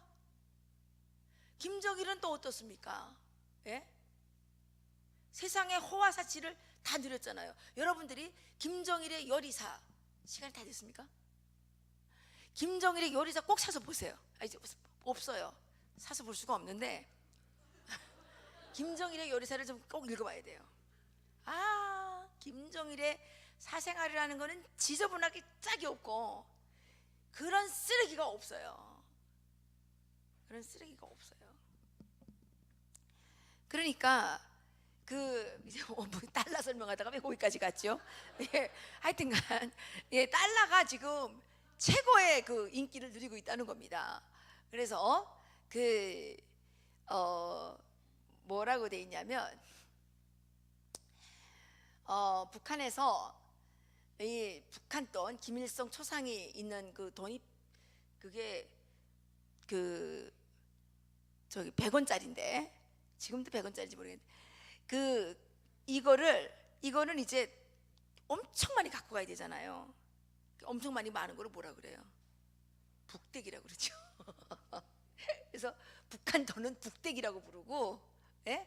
뭐라 그러냐면 미국 할아버지, 그러니까 100달러에 그 벤자민 프랭클린 대통령이 이제 있는 그거는 제일 좋고 제일 힘이 있고, 중국 할아버지 모택동에 있는 거 100이 안에 이게 이제 그 다음 번째로 좋고, 그 다음에 북한 돈은 북대기라는 거라는 거예요. 이 북한 돈은 제일 마지막인데 북대기다. 너무 게장국 한 그릇 먹으러 갈래도 막 게장국 한 그릇에 25,000원인가? 그러니까 돈 얼마나 많이 갖고 가야 되니까 자루로 메고 가야 되니까 북대기라고 그러죠. 그리고 대부분의 뭐 큰 거래는 다 달러나 위안 아니면 안 한다는 거예요. 그러니까 북한은 뭐 어떻게 보면 국제 시장화 된 거죠. 북한 돈 안 쓰니까 우리보다 나은 것 같아요. 그런 거는. 북한에서 신흥부자를 돈주라고 하는데, 장마당에서 부를 축적한 이런 사람들이라고 합니다. 이 돈주 중에 가장 많은 비율을 차지하는 게 화교입니다. 화교들이고, 그 다음에 권력자들이죠. 그런데 이 화교들이 중국으로부터 이제 원료를 들여다가 뭐 공장도 하고 또 이렇게 해서 돈을 제일 많이 갖고 있는데, 화교들이 그렇게 많지는 않아요. 고난의 행군데 많이 다 넘어갔거든요. 그렇지만 어쨌든 화교들이 돈주에 많이 있고요. 그리고 북한에서 장마당을 뭐라고 부르느냐, 고양이 뿔 말고는 없는 것이 없는 햇볕 백화점이다. 예. 그래서 장마당에서 이런 물건들이 거래가 된다는 거예요. 평면 TV도 있고 도난 경보기, 도둑이 하도 많으니까 이 도난 경보기가 아주 인기가 많다는 거예요. 도둑이 너무 많아요. 북한은 도둑질하는 걸 뭐라 그러냐면 생활조절위원회라고 그래요. 배급 주는데 혼자만 많이 갖고 있으니까 생활조절위원회에서 조절해 갔다 이거예요. 막 써놓고 가요. 좀 이런 말이 있어요. 재밌잖아요. 예, 이게 지금 이게 장마당이죠. 옛날 저것보다 아까 그거는 90년대 장마당이고 이거는 지금 2000년대 장마당입니다. 어때요? 색깔이 좀 밝아졌나요? 예. 그리고 이게 생수도 이제는 팔리고 있는데, 요즘에 여러분 뉴스에 보셨는지 모르겠는데 북한에서 쌀이 없다 그러는데 쌀 사가는 것보다는 무슨 에어컨이니 뭐니 이런 거 사가는 게 더 많다 그러죠. 예. 오늘 이해란 TV 보신 분 계신지 모르겠는데, 나 오늘 아주 충격적인 얘기를 들었는데, 북한에서 민중가요가 그렇게 성행을 하는데, 우리 뭐 님을 위한 행진곡 그거에다가 뭐 귀래 너차싸 귀래 이야기인가, 그게 순이의 노래인가 뭐 그렇게 돼 있대요. 뭐 17가지 금지된 노래가 있는데 이거를 유통시키던 사람들이 지금 몇 명이 총살당했다는 거예요. 그래서 이 민중가요를 북한에서 못 부르게 한다는 거예요. 그래서 여기하고 거기하고 통하는데 왜 못 부르게 하지? 이게 좀 웃깁니다. 그래서 이 생수가 부의 상징처럼, 그래서 이 병 하나 얻게 되면 여기다 물 계속 녹아갖고 다니면서 그냥 있는 척 하는 거죠. 뭐 누구나 다 있는 척 하고 싶지 않겠습니까? 그 다음에 이건 쌀, 이건 장작, 이게 장작 이거 갖다가 파는 겁니다. 이거는 이제 메뚜기 시장이라 그러는데, 이렇게 펴놓고 있다가 이제 안전을 오게 되면 들고 뛰는 거예요. 그래서 이걸 메뚜기 시장이라 그래요. 이거는 저기 청진에 있는 어디 장마당인데, 이렇게 뭐 이거는 장마당 안에서 파는 게 아니라 장마당 밖에서 파는 건데, 이것도 메뚜기 시장의 한 형태입니다. 이게 이제 안전을 오면 되면 내다 뛰겠죠. 그 다음에 이게 북한의 종합시장이 하루 평균 이용하는 사람이 100만에서 180만 정도 된다는 통계가 있어요. 이게 이제 우리에게 아주 좀 가능성, 이게 이렇게 북한은 원래 많이 못 모이게 합니다. 대모날까봐, 그죠? 근데 요즘에 장마당 때문에 이렇게 많이 모이는데, 이게 잘 이용되면 들고 일어날 수가 있겠죠.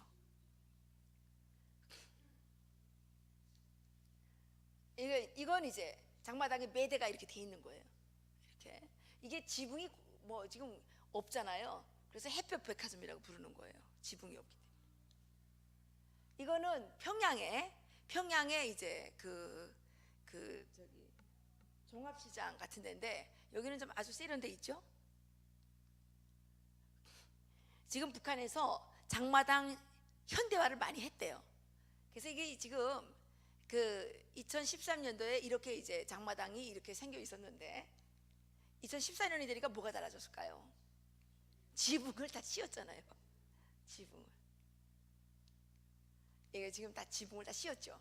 옛날에는 지붕 안 씌웠는데 이렇게 지붕들을 아주 색깔 있는 걸로 다 씌웠다는 거죠. 이거 이제 평양에 있는 장마당들이고요. 이게 시장 경제 체제로의 전환 과정이라고 볼 수는 없어요.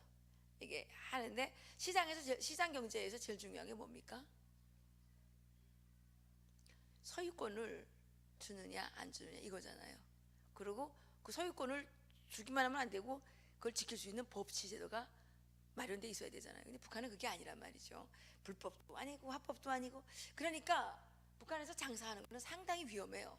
그런데 또 뭐도 있냐면 주식시장에서 뭐가 있어요? 하이리스크, 하이리턴 있죠. 그러니까 여기 일확천금을 할 수도 있고 아니면 몽땅 다 털릴 수도 있고 그런 거예요. 이거는 지금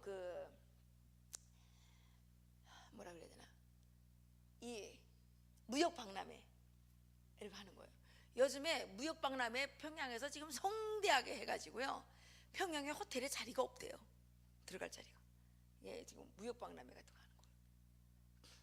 그리고 이 당구장을 많이 하는 모양이더라고요. 예, 이거 돈벌이 때문에.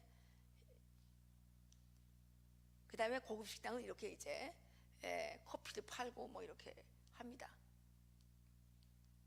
이게 왜 안 넘어가죠?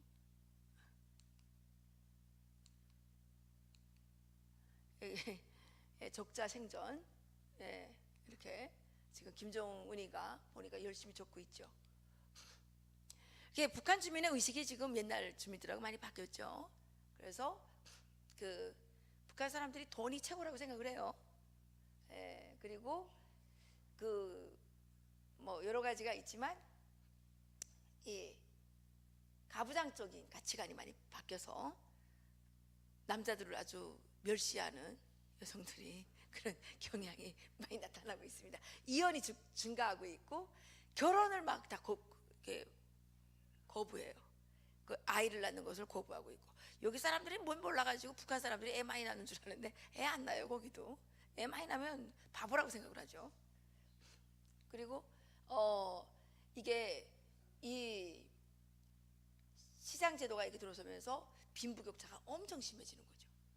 굶어 죽는 사람이 있는가 하면 뭐 한 끼에 뭐 한 달 월급을 그냥 물수도 써버리는 사람도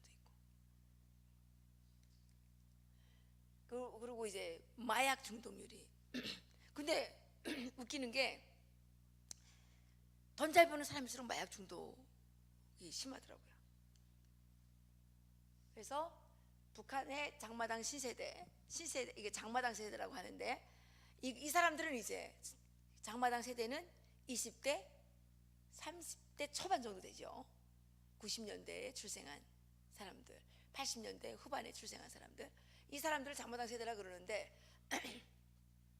노동당에 입당하는 것보다 장마당에서 장사하는 것이 더 출세하는 것이라고 생각을 한다고 합니다. 그리고 그 사람들은 김정은 뭐 이런 얘기하고 완전 싫어한대 하고 조그만 새끼 뭐 어쩌고 이렇게 얘기하고 김정은을 아주 뭐 별볼 일 없이 오히려 야 너 나만 이러고 들으면 야 너희들은 근데 도대체 왜 김정은 국무위원장이 그러는 거야? 너희들 바보 아니냐 그러는 거죠. 최근에 또 한 가지 저희들이 입수한 정보로는 우리 한국에 왜 백두칭성위원회 있잖아요. 백두칭성위원회 뭐 꽃물결 환영단 뭐 종북들 있죠. 이 종북들의 명단이 북한에 넘어갔대요. 왜 넘어갔는지를 모르겠으나 북한 대학생들이 아주 분노를 하면서 이 자식들을 내가 만나면 내가 죽여버리겠다, 3대를 멸종시키겠다, 이렇게 지금 벼르고 있다는 거예요. 북한의 내부 저항 세력들이 지금 남한의 종북들에 대해서 아주 분노를 느끼고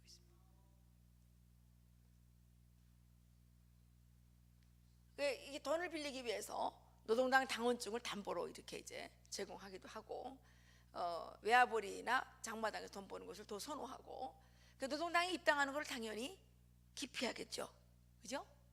당에 입당해봐야 돈이나 많이 내라 그러지 필요가 없거든요. 한류에 열광을 하는데 한국 문화를 따라하고 드라마, 노래 뭐 이런 것들을 이제 아주 많이 좋아하죠. 남한 노래 모르는 사람은 아주 사람값에 못 들어간대요. 그리고 북한에서 인민군대를 나가야 되는데 한국의 그 이등병의 노래라는 그 노래가 있죠. 이거를 상등병의 노래를 바꿔가지고 그거를 부른다고 합니다. 한국 노래를 엄청 많이. 근데 요즘 민중가요가 아주 인기라고 하네요. 그거를 우리가 좀 많이 만들어가지고 북한에 보내줘야 되겠어요. 이 친구들의 특징은 국가보다는 개인주의가 좀 심하고요. 그 배급에 의해서 성장한 것이 아니라 부모들이 장사를 해서 키웠기 때문에 국가에 대한 충성도가 아주 높지 않다는 거죠. 그 어청성인가? 걔가 나와서 그 인터뷰하는 거 보셨죠? 좀 다르죠. 네. 그 다음에 국가 행사에 참여하는 거를 아주 깊이 그래서 하기 때문에 무슨 행사 같은 거 있으면 돈 내고 안 참가한다는 거예요. 그런데 농촌동원 가는데 부모들이 이제 그 자기네 자식이 아까우니까 안 보내고 돈 내고 이제 했는데 얘가 집에 앉아서 뭐 하겠어요? 계속 남한 드라마만 보니까 애 머릿속엔 남한 드라마밖에 없잖아요. 그럼 나가서 말 실수할까 봐 탈부시키는 사람들도 있어요. 나가서 실수하니까. 자본주의 선호도가 이만큼 높습니다. 한국보다 나은 것 같아요, 그죠? 자본주의를 선호하는 게. 사회주의를 더 지지했다는 건 25%밖에 안 돼요. 이 사람들은 배급을 좀 타먹거나 어쨌든 기득권들이겠죠. 여기에서 이제 그 유념해 볼게. 북한에서 출신성분이 이제 세계 부류의 세계 계층의 51개 부류입니다. 그런데 그게 이제 어떻게 되냐면 핵심 계층, 동요 계층, 여기로 말하면 중도예요. 중도. 그 다음에 적대 계층이 있습니다. 퍼센테이지가 어떻게 되냐면 핵심 계층이 28%, 동요 계층이 45%, 적대 계층이 27%입니다. 우리나라랑 아마 그 구성이 비슷할 거예요. 예. 그러면 여기 25%는 뭐예요? 예? 그 핵심 계층들은 좋아하겠죠. 나머지들은 뭐 싫어할 거 아니에요. 북한에서는 장마당을 끊임없이 통제해 오죠. 그 계속 통제하고 안전원들이 정말 안전원들은요 호간행 강도들이에요. 자기들이 술 마시다가 안주가 떨어지면 술안주가 떨어지면 장마당에 가서 한번 휙 돌아가지고 할머니들이 그 술안주 파는 거 다 빼앗다가 자기가 먹어요. 그럼 뭐예요? 담배 없으면 쑥 가서 돌고 할머니들이 그 부들부들 떨면서 담배 파는 거 다 빼앗아다가 자기가 피워요. 이런 날강도들이 어디 있냐 말이죠. 호간행 강도들이에요.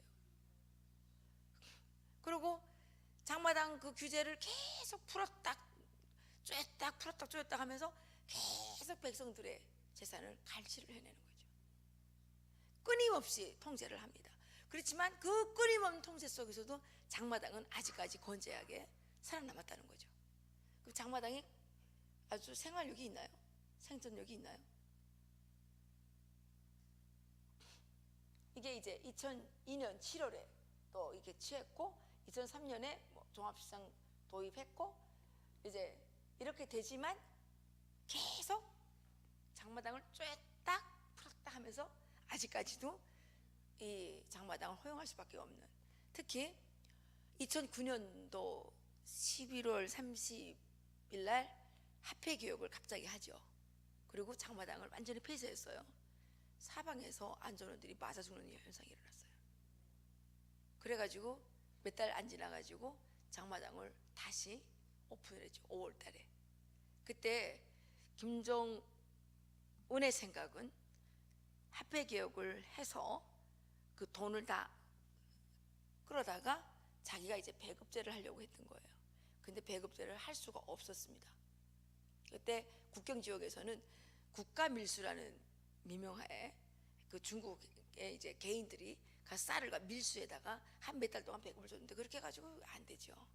그래서 결국은 또 김정일이가 시장에다가 손을 들었죠. 화폐 개혁은 실패했죠. 그러니까 누구한테 뒤집어 씌워야 되잖아요. 그러니까 박남기 그 재정부장한테 뒤집어 씌워가지고 총살했잖아요.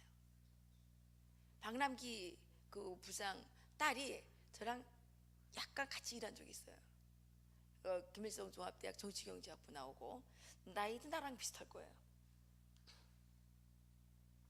그래서 이렇게 이거 보세요. 얼마나 이거 계속 이거 지금 계속 이거 통제하잖아요. 2007년, 2008년, 2009년, 2010년, 14년, 18년 이거 작년까지만 해도 작년에도 차판떼기 다 이거 뭐 중간 유통 중개자 이런 사람들 거를 다 몰수하고 그래서 그랬는데 지금은 뭐가 달라졌느냐?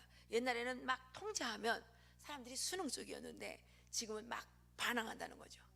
그래서 작년에 3월 19일에 이 포고를 내렸는데 그 이 물건을 빼앗기고 돈을 빼앗긴 사람들이 막 자살을 하고 자살로서 막 항거하고 또 자살한 그 집의 식구들은 안전부에 막 몰려가 가지고 우리 엄마 살려내라고 막 가서 막 대들고 이런 일들이 일어났다는 거죠.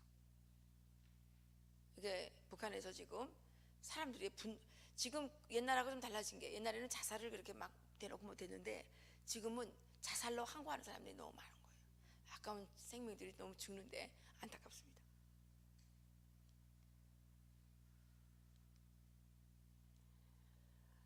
그래서 저는 이제 이 북한의 장마당이 돌이킬 수 없는 상황으로 갔다. 김정은이가 어떤 수단과 방법을 다 써도 장마당을 없애기는 어려울 것이다 이렇게 생각을 합니다.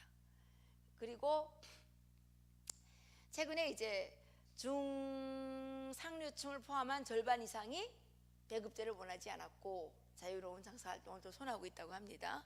국빈층 한 40%가 배급을 원한다고 하네요. 그래서 이제 이 북한의 장마당은 점점 더 활성화될 것이다 이렇게 생각을 하고 있고요. 특히 지금 북한 사회의 주류 세대가 20대, 30대, 40대, 50대 정도 아니겠습니까?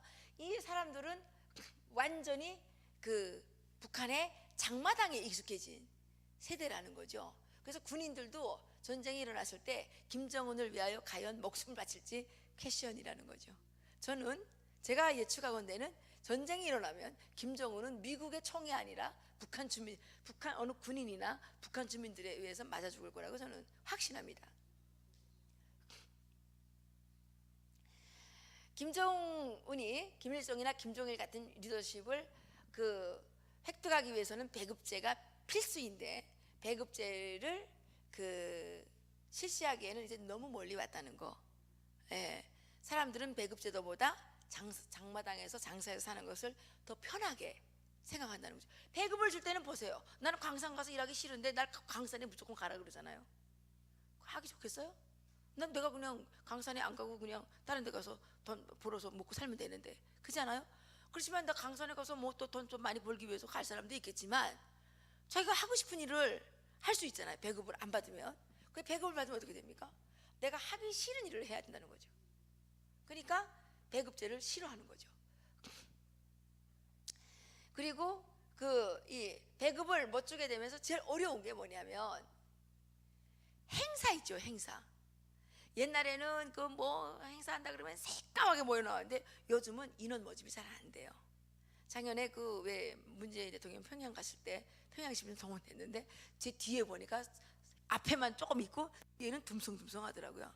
다 돈 내고 행사에 빠진다는 거죠.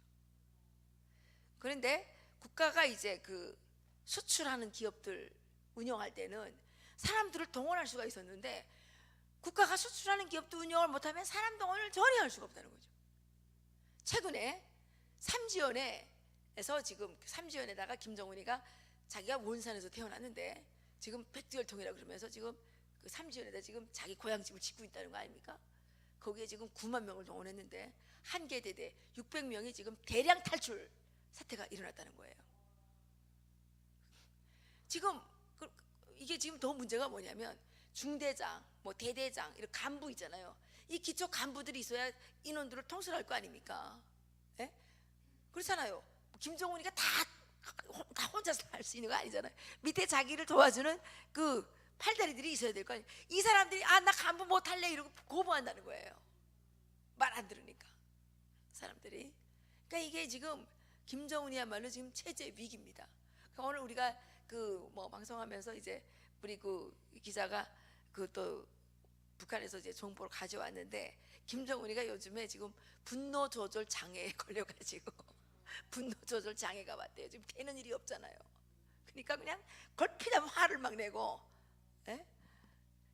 원래 이 뇌출 블라디보스토크에 갔을 때 살짝 뇌출혈이 왔다고 해요. 살짝. 그래서 주사를 가지고 이제 어떻게 이제 하긴 했는데, 그런데다가 지금 하노이에 가서 이렇게 얻어 터졌지, 또 블라디보스토크에 가서 또 개망신 당했지, 되는 건 하나도 없고, 그러니까 김여정이하고 사이가 아주 안 좋아졌다고 그럽니다. 그래서 김여정이는 마약 중독이잖아요. 예, 그래갖고 뭐 하여튼간 두 지금 남매가 아주 지금 뭐 가관인 모양이에요. 그 북한의